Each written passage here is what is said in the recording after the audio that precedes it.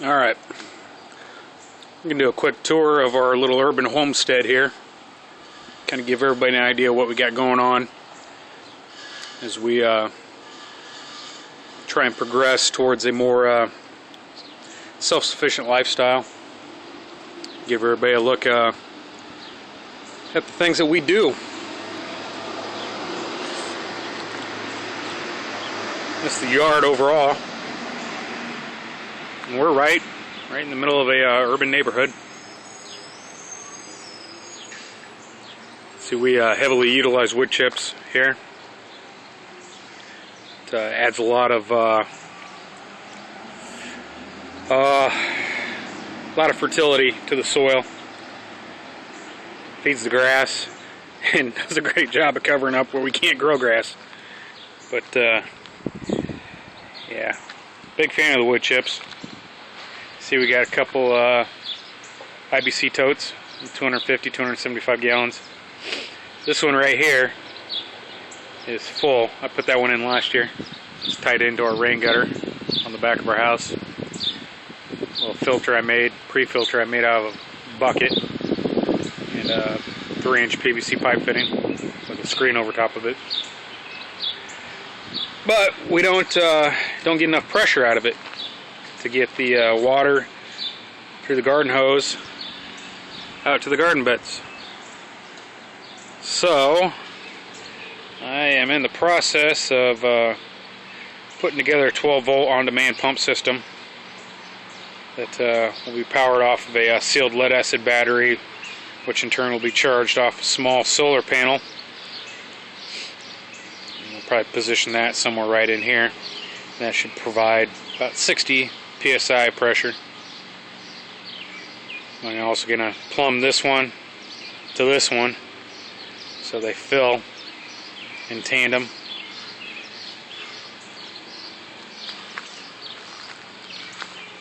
We'll go out here and take a look at the garden beds.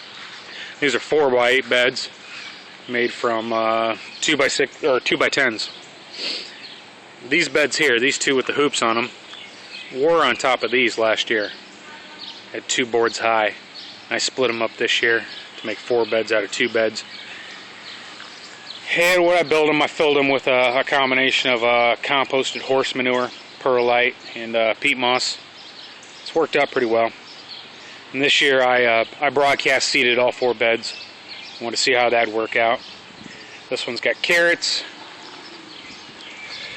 This one's got leaf lettuce, spinach. The spinach has come up kind of patchy and slow, but it's getting there. This bed here has got Swiss chard and some bush beans, which those also came up rather patchy. But we'll see how it turns out. Along the back, got a few sunflowers planted. My daughter wanted some sunflowers this year, so we're trying to do that for her. Last year we planted some back there along the fence before the chicken coop was put in place. And something dug up the seeds and ate them before they even germinated. This bed's full of radishes. Desperately needs to be thinned out. Get a little bit of grass seed growing. One thing I found out last year was grass clippings work great for mulch between your rows. But if you use grass clippings from grass that has gone to seed, you end up with grass growing in your beds. This bed I went through yesterday evening. It took me an hour and a half to pull all the grass out. That one hasn't been too bad. I've gone through it a couple times, picked some grass out. But the radishes have choked a lot of it out though too. You see, laid down wood chips all around the beds to keep the grass down and give you a nice path and working area around the beds. Forgive the mess. We are a little bit messy around here. We've got a lot of materials sitting around, a lot of things in progress, a lot of things being used. It's my compost pile that doesn't do too well because I don't keep on top of it. I keep meaning to get a small tarp to put over it to keep moisture and heat in, help it break down faster. So what's left of the wood chips, we had a whole truckload from a commercial chipper dropped off in the driveway, and I moved it all to the backyard with this wheelbarrow. That's what's left. There's our chicken coop, the run I built this year in the spring. It's made out of cattle panels with chicken wire across the bottom and a nice heavy duty tarp across the top with the silver side out to reflect sun's heat, provide a nice shaded area for the chickens once we get them. Haven't got them yet, getting ready to go on vacation. I think when we get back we're going to get our chickens. There's the coop. Now when I bought this coop, it was a good price, pre-built. Didn't have to worry about building it myself, but I need to redo the roof because the guy that built this, he used shingles on the roof and the pitch is way too low for shingles. So I'm going to put some corrugated metal roofing on top. It's got 2 nesting boxes. See in there. We're going to start out with 4 birds. Figure that'd be a good number to start with. Nice shot of the inside there. You can see the roost. 2 nesting boxes. Opening to the run. That's got a ramp on the outside that flips up. I'm going to install a sliding door on the inside with a cord that goes to the outside so you can open and close it from the outside. And then the ramp can stay open all the time. Because otherwise you got to go inside the run to close the ramp.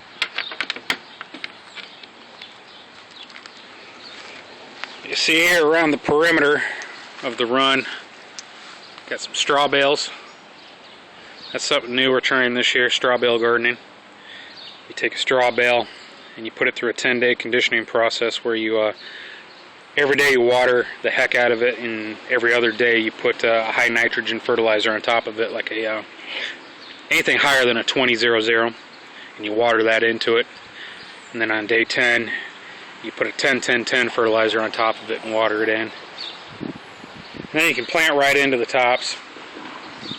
I also put some magnesium in the form of Epsom salts and some calcium in the form of lime, gardener's lime, in the top, and watered it in. And I planted cabbages in all these. This is Copenhagen cabbage.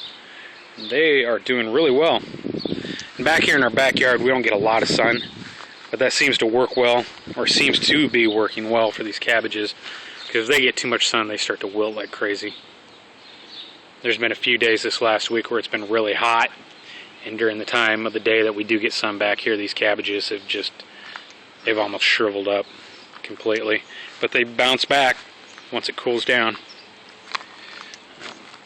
Look inside the run here. You can see the run and the coop. It all sits on a bed of wood chips that I put down last year. My initial intent was to do a back to Eden garden back here. But after contemplating our lack of sun, full sun, in the backyard, I decided to put the coop and run back here. The chickens will love to scratch through these wood chips. And the chicken manure, once it combines with these wood chips, the nitrogen, the hotness of the nitrogen will be decreased enough where it won't take so long to compost and be usable on my garden beds. And it should keep my run from turning into a big muddy mess.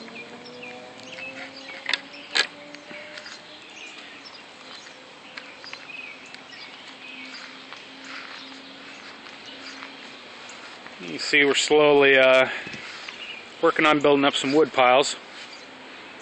Want to either install a standby wood burner in the house, or just keep one on hand that we can install if need be.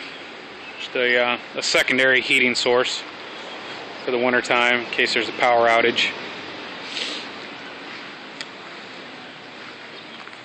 It's where we spend some time in the evenings, relaxing, when the kids actually do let us relax, which is rare.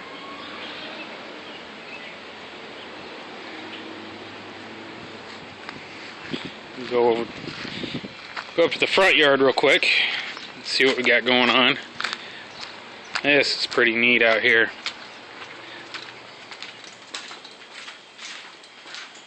Real happy with what we got going on out here. Get a lot of sun out here.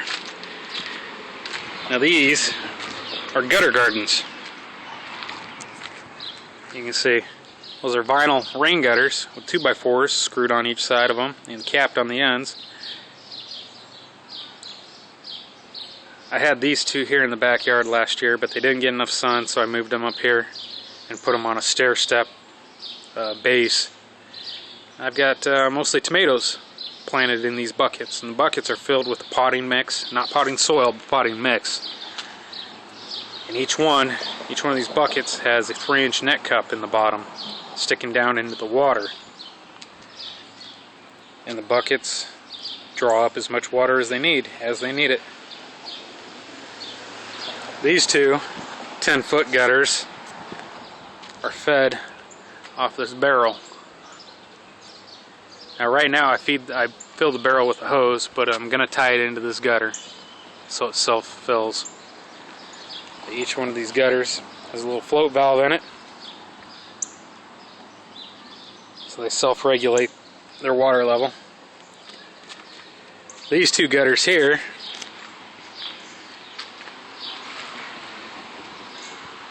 are from last year. They've been here, yeah, I put these out here last year. I'm just doing some experiments on those. Now these don't have a water source, I gotta fill these manually. I got jalapenos and sweet peppers, and some cayenne peppers. You know, a lot of people say there's way too many plants for those buckets, and yeah, it probably is. But like I said, it's an experiment. I want to see how it does. Like I said, each one of these buckets is filled with a potting mix, and in that potting mix I also mix in per bucket 1 cup of calcium and 1 cup or a handful of magnesium. And then before I put the wood chips on top, I put a ring of 10-10 fertilizer around the outside edge on top of the potting mix, and that can just leach down in and feed the plants. But you can see after I put these two gutters in place, I decided to build up a base here and put my 145 watt solar panel up there. And that solar panel feeds into the house, and right now I have 2 100 amp hour sealed lead acid batteries downstairs that are charged through a Xantrex 60 amp charge controller. Really nice charge controller, but Xantrex doesn't make them anymore. They sold off to another company. But anybody that deals with home-based small solar systems will probably be familiar with the C60 Xantrex charge controllers. But like I said, I'm really excited about this. These plants are looking great.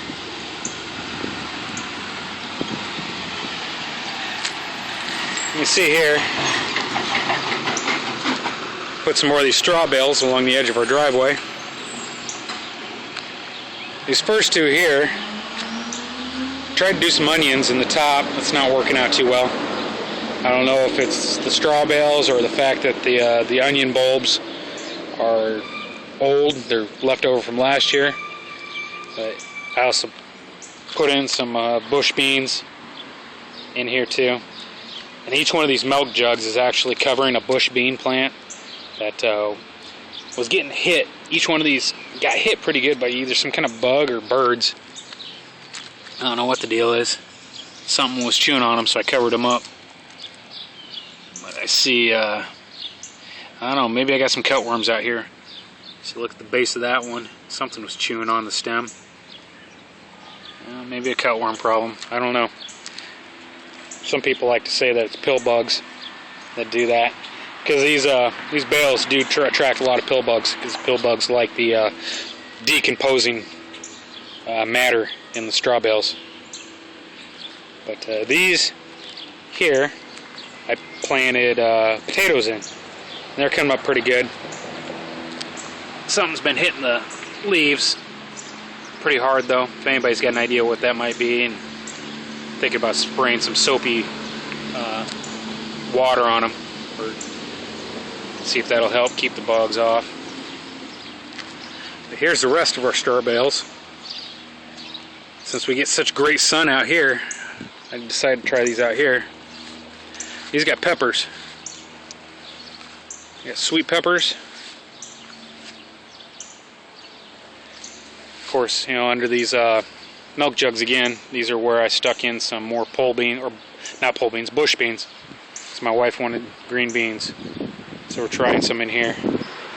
These empty spots that you see are either where the seeds didn't come up, or bugs or critters chewed the heck out of them and they died off, or I've had to pull them out. And I got more peppers here. These are, let's take a look here. These are sweet banana peppers. And these things just look great right now. They're loving these straw bales. More beans. Now the black residue that you see on these here are from when I had the milk jugs over top and mushrooms came up inside. And that's all, what do you want to call it? The spores from the mushrooms. Had those leaves completely coated. They were just completely black. I washed them off the best I could. Got a couple tomato transplants right here that were clippings off of other plants. They are actually doing really well. I was surprised that they rooted in as well as they did. And then this last row is some more jalapenos. Yeah, if you can't tell, I do like jalapenos. This year I'm going to try my hand at pickling them. And they're looking good too. But that's what we got going on. Hope everybody enjoyed that little tour. And if anybody has any questions, leave a comment below. Any suggestions to help us along, help us do things better, leave a comment on that too. Alright, thanks. Bye.